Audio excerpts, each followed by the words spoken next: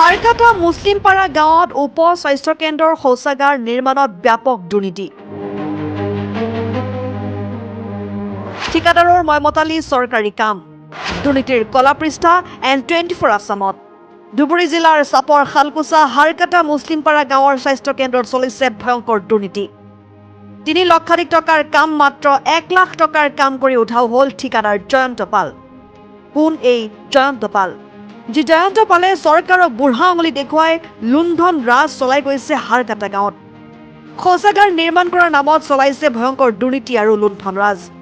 নিম্নমানৰ সামগ্ৰী দি শৌচাগাৰ নিৰ্মাণ কৰাৰ পিছতে কামৰ কোনো ধৰণৰ ফিনিচিং নাই। য'ত টাইলছ লগাব লাগিছিল তাত টাইলছ নাই। স্বাস্থ্য কেন্দ্ৰৰ শৌচাগাৰৰ কাম সম্পূৰ্ণ নকৰাকৈ বিল পাছ কৰাৰ পৰিকল্পনা কৰিছে ঠিকাদাৰ জয়ন্ত পালে। এতিয়া প্ৰশ্ন হয়, আমাৰ এই প্ৰতিবেদন চাই বিভাগীয় কৰ্তৃপক্ষই কি ব্যৱস্থা হাতত লয় সেয়া পৰৱৰ্তী সময়তহে লক্ষণীয় হ'ব।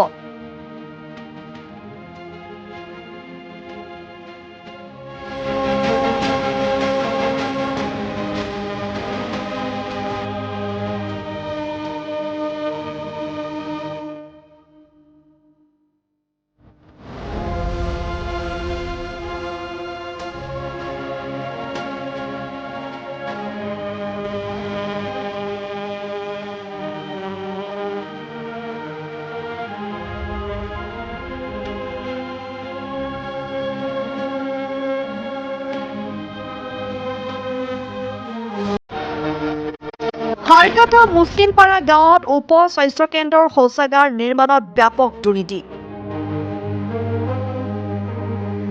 ঠিকাদাৰৰ ময়মতালি চৰকাৰী কাম।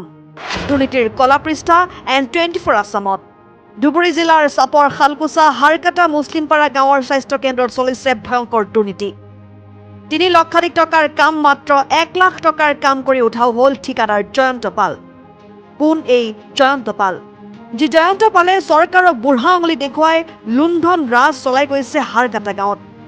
শৌচাগাৰ নিৰ্মাণ কৰাৰ নামত চলাইছে ভয়ংকৰ দুৰ্নীতি আৰু লুণ্ঠন ৰাজ।